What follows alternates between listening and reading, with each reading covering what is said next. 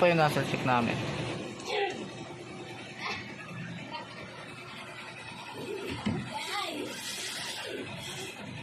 Yung color po is okay naman po, and yung white po is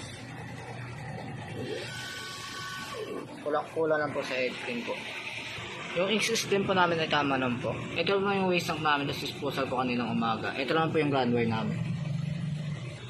Ito naman po yung unused ko po na ink. Meron po akong 3 white, 2 powder, 3 magenta, 2 black, 3 yellow, tsaka 2 sayad, at tsaka green solution po ng 3. Ito naman po yung unused ko po na pin. Meron po akong 5 po. Ito naman po yung unused ko po na ito naman po yung use ko po na ink. Ito naman po yung consumable ko plastic. Meron po akong na-consume po na 2 powder po. Sa ink po na white is isa po.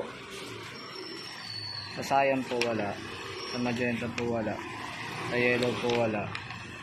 Sa black po wala. Sa green solution po isa. Sa D15 po isa. Ito naman po yung production log ko, and may total meters po elastic na 85 meters po.